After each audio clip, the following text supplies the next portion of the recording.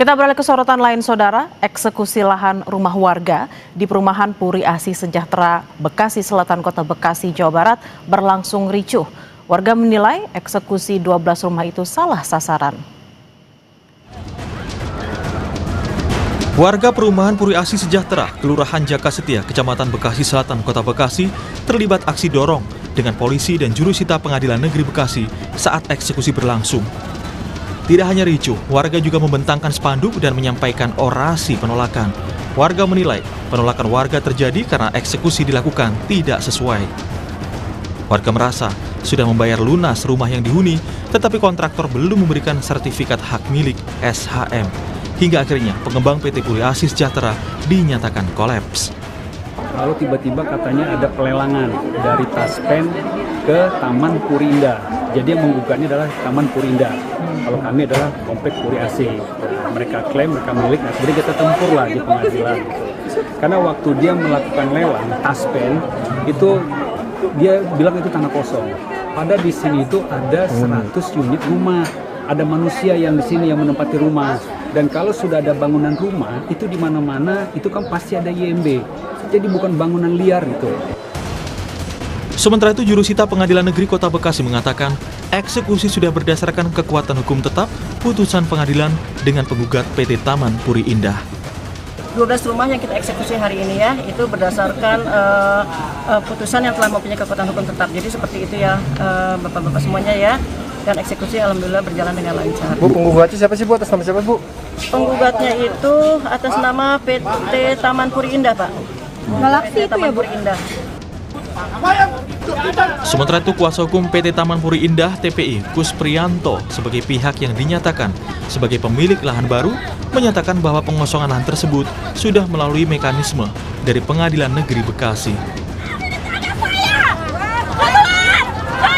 Menurutnya, pada 7 Januari 2026, Pengadilan Negeri Bekasi melalui suratnya nomor 6551 akan melakukan eksekusi pengosongan dan penyerahan tanah dan bangunan terhadap 12 unit tempat tinggal yang berada di perumahan Puri Asih Sejahtera untuk diserahkan kepada PT TPI.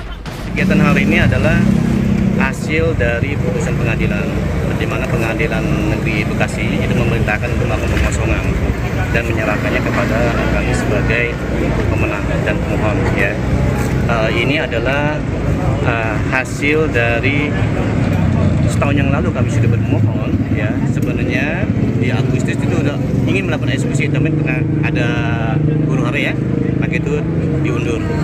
Gitu.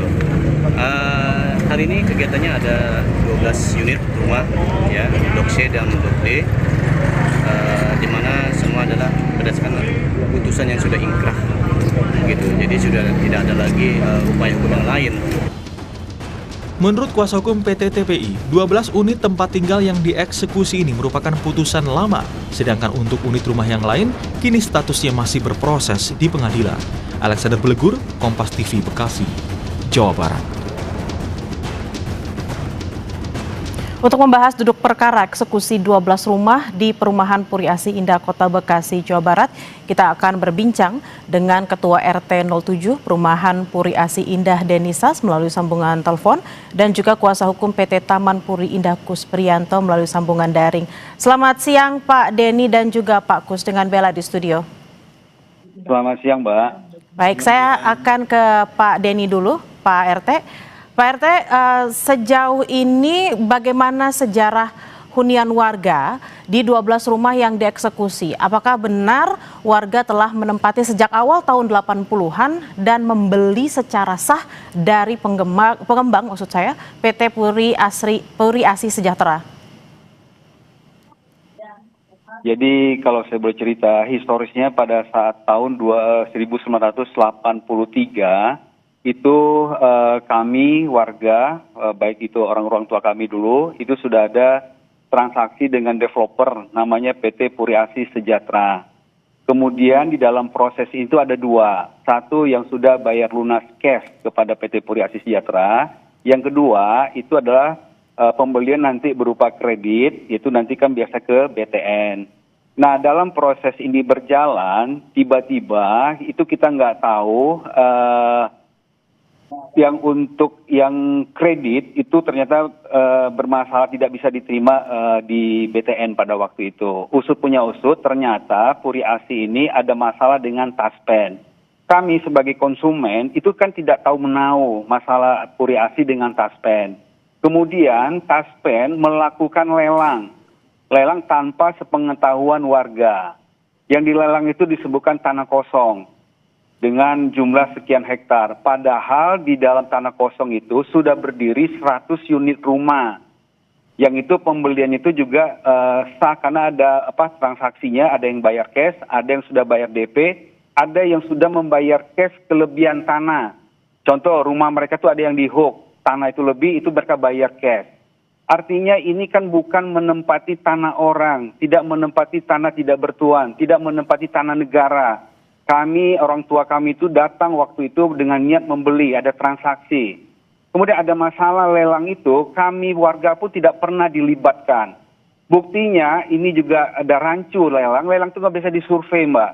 Kalau mereka survei, seharusnya tahu bahwa bukan ini tanah kosong. Betul memang tanah Puri Asi itu yang itu kosong itu memang sudah dilelang, tapi ini kan ada 100 unit rumah, sudah ada bangunan yang sudah dibangun oleh PT Puri Asi dan sudah ditempati oleh manusia. Nah, di sini ada ketidakadilan. Kalau ini memang dilelang kami dilibatkan, mungkin pada waktu itu kami pun, orang tua kami pada tahun 83, 84, itu juga mungkin untuk bisa ikut untuk di proses lelang. Ini nggak ada. Nah, tiba-tiba tahun 90 berapa saya lupa, tiba ada gugatan. Ada dari pihak Taman Puri Indah yang katanya mereka lah penguasa yang menang dari lelang yang dilakukan oleh Taspen. Itu kita nggak tahu, kan tahunya cuma hanya dengan Puri. Kemudian nggak ada, kalau katakanlah iya, nggak pernah ada upaya untuk mengedepankan rasa kemanusiaan. Kan bisa duduk bareng, cari solusi, melibatkan pemerintah segala macam. Ini nggak ada. Tiba-tiba kemarin melakukan putusan yang katanya sudah ingkrah, kami diusir 12 rumah dari 100 rumah unit yang ada di sana. Ini kan nggak ada keadilan. Apalagi pada saat putusan surat yang yang dibawa kemarin itu juga selevel badan pemerintah pengadilan itu salah, keliru. Dia sebutkan Jalan Jawa nomor C sekian, itu nggak ada. Ini aja berarti kan sudah ada kekeliruan. Nah, ini yang kami coba upayakan. Kita ayo duduk lagi, balik lagi, biar kami nggak sadis, Mbak, kemarin itu. Isinya juga pengosongan. Ternyata setelah dikosongin rumah itu mau dihancurkan. Dia kirim lagi deko. Nah, inilah yang kami lawan kemarin. Deko akhirnya dipulangin, tapi tetap pakai tenaga manusia itu semua dihancurkan. Padahal kalau berdasarkan surat dari yang jurusita yang datang itu ada pengosongan. Ini benar-benar nggak manusiawi. Kemudian disebutkan sama penggugat, ada tempat yang disediakan. Setelah tempat itu kami survei, itu pun juga tidak layak. Tidak bisa untuk ditempatin untuk yang katanya 1 bulan, 2 bulan, 3 bulan. Kita minta bukti tertulisnya untuk kita pegang, itu pun juga nggak bisa disajikan oleh yang jurusita dari pengadilan. Ini yang saya berjelasan. Jadi benar nggak ada keadilan. Dan kami sudah mengirimkan pengaduan surat, baik itu ke Komisi 3 DPR RI kami sudah kirimkan, ke Pak Wali Kota juga kami sudah kirimkan. Ya pokoknya kami mencari keadilan gitu loh, Mbak. Oke, Pak Denny, kalau begitu saya langsung tanyakan juga ke Pak Kus Prianto di sini. Pak Kus, apa klaim dari PT Taman Puri Indah yang menggugat warga atas 12 rumah tersebut yang kalau kita runut juga kasus ini sudah dimulai di tahun 2008? Baik, terima kasih. Momen ini saya pergunakan sebagai penjelas dari beberapa berita yang beredar di media sosial. Memang kasus ini dimulai sejak tahun 2008 dan 2009. Jadi ada 2 perkara. 2008 itu nomor perkaranya 246 dan 2009 itu perkaranya 297. Kedua perkara ini semuanya sudah ingkrah sejak 2024 Desember. Ya, jadi pada tingkat pertama kita dimenangkan, pada tingkat banding kita dimenangkan, tingkat kasasi dimenangkan, hingga di PK kita dimenangkan. Nah, kalau kita bicara sejarah tentang lahan yang ada di area tersebut, 12 unit yang kemarin kita mohonkan untuk melakukan eksekusi adalah terhadap perkara-perkara yang sudah ingkrah yang tadi saya sebutkan. Semuanya ada 12. Kemudian tentang bagaimana ceritanya ya seperti Pak RT katakan, itu harusnya disampaikan harus berdasarkan fakta dan bukti. Dengar cerita memang berdasarkan alat bukti yang saya terima ya, itu memang dahulu antara Taspen dengan PAS ya, Perumahan ASI Sejahtera, itu sedang ada masalah pidana saat itu, sehingga aset-aset yang dikelola oleh PAS itu diambil alih oleh Taspen. Cuman sayangnya kenapa harus PT klien kami yang harus bertanggung jawab terhadap permasalahan yang ada yang dirasakan oleh warga gitu. Maaf Pak Kus, maaf saya potong, tapi apakah dalam proses ini selama ini dari 2008 hingga eksekusi saat ini, apakah warga sekitar klien Anda juga sudah mengajak mediasi atau dialog supaya sudah. tidak ada, Sudah. supaya tidak, ditahan dulu Bapak jawabannya, kita tahan dulu. Kompas Siang akan kembali usai jeda, tetaplah bersama kami saudara. Kompas Siang masih kembali menyapa Anda saudara. Saya akan melanjutkan perbincangan dengan Pak Kus Priyanto, kuasa hukum PT Taman Puri Indah, dan juga Denisas, Ketua RT 07 Perumahan Puri Asi Indah. Tadi sebelum jeda saya sempat bertanya ke Pak Kus, sebenarnya udah ada dialog atau mediasi belum sih Pak antara warga dan juga PT Taman Puri Indah ini? Ya, terima kasih. Sebenarnya setiap permasalahan yang masuk ke area pengadilan pasti ada dialog, ada mediasi. Bahkan kami dari pihak TPI sebelum perkara ini masuk ke pengadilan itu ada beberapa kali kita melakukan upaya komunikasi dengan warga, ya. Nah, kenapa akhirnya ini sampai masuk ke meja pengadilan, ya, terhadap 12 ya, bukan seluruh warga, tapi terhadap 12 perkara ini, karena info yang saya dapat, 12 orang ini adalah waktu saat itu adalah koordinator warga. Karena komunikasi selalu terbentur, nggak mencapai kesepakatan, akhirnya kita uji di pengadilan gitu ya. Oke, saya langsung bertanya ke Pak RT. Pak Denny, tadi katanya sudah ada sudah ada dialog dengan warga. Nah, kenapa 12 rumah? Karena 12 rumah ini adalah koordinatornya seperti itu. Apakah memang Pak Denny juga pernah dilibatkan dalam perbincangan atau mediasi ini? Tidak pernah Mbak, saya sudah menjabat 3 periode RT di Komplek Puri Asi. Sorry Mbak ya, itu bukan Komplek Puri Indah, Puri Asi Sejahtera, kompleks saya sekarang ini gitu loh, jadi beda. Terus nggak pernah ada dialog, terus kalau disebutkan yang 12 itu adalah sebagai koordinator itu juga salah, nggak ada yang koordinator gitu loh. Jadi kami aneh aja, mohon maaf Pak Tri, lawyernya nggak pernah ada kita dialog, bahkan ketemu juga saya juga belum pernah. Jadi kalau disebutkan itu, saya bisa jawab itu salah Pak, nggak pernah kita ada komunikasi, nggak pernah kita ada dialog.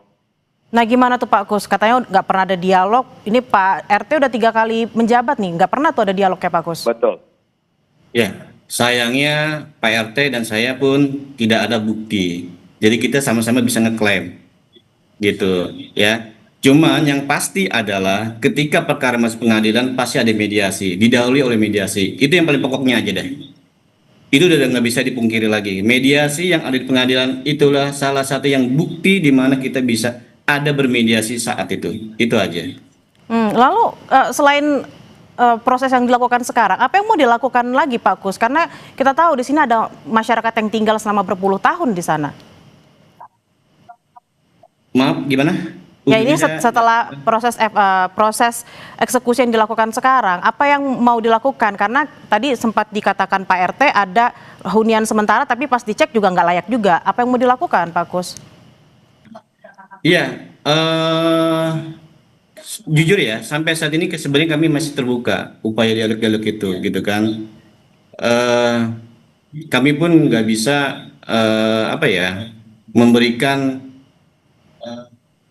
sesuai dengan keinginan warga, karena jauh-jauh hari kami pun sudah melakukan komunikasi, bahkan kami pada bulan Mei 2025 ya, kami sudah memberitahukan untuk segera dikosongkan, dan kami memberikan dana bukan kerohiman ya, tapi uang pindah sebesar 3 juta tapi ditolak oleh warga. Buktinya apa? Di sini ada tantangan Bu RT Ya, Pak saya RT, surat ini maaf sudah saya potong sampaikan. Pak Kus. Pak RT ada uang yang ditawarkan, uang pindah Pak RT. Tanggapannya gimana? Nggak ada. Nggak Kalau ada. Pak RT, saya nggak ketemu Pak RT. Saya ketemu sama Ibu RT. Tanda tangannya ada di sini. Ini suratnya ada. Ya, ini sebagai bukti bahwa saya sudah berupaya melakukan komunikasi dan yang terakhir ya ini komunikasi terakhir. Ada satu rumah di blok, saya lupa di blok mana, kalau nggak salah blok C di belakang, di tengah-tengah, saya ketemu sama warga yang sudah lansia, dia marah-marah saya, ya, dia maki-maki saya, dan ada perumahan yang dijadikan usaha konveksi, dia menunjukkan surat juga, ke semua warga yang saya temui pada saat itu, silakan datang ke rumah Pak RT, maka itu saya mengambil opsi, oke, saya datang ke rumah Pak RT, saat itu Pak RT ada di Bandung, sedang bertugas kata Bu RT. Saya nggak tahu apakah Bu RT menyampaikan kedatangan saya melalui Bepom, saya nggak tahu. Cuman katanya tidak bisa dihubungi. Maka itu saya minta ke Bu RT, yaudah Bu, ini ada surat pemberitahuan dari kami, tolong diterima aja, gitu. Pak Denny, tanggapannya Pak Denny? Nggak ada. Yang namanya untuk komunikasi tentu nggak seperti itu, Bu. Kalau cuma hanya pemberitahuan rumah harus dikosongkan segala macam, itu bukan dialog. Yang dialog itu kan kita mencari solusi. Ada pertemuan. Seperti Pak bilang tadi ada pertemuan dengan warga segala macam. Itu kita nggak pernah lakukan, Pak. Nah ini yang sebetulnya Bapak kalau ada berkeinginan, warga kami pun juga berkeinginan. Bahkan kalau bisa di situ, kami pernah mengajukan juga dulu ke Pak Wali Kota, bahwasanya tolong kami dimediasikan. Kita nggak mau juga untuk mengotot-ngotot gimananya kami gitu loh. Tapi kita cari ada solusi yang terbaik.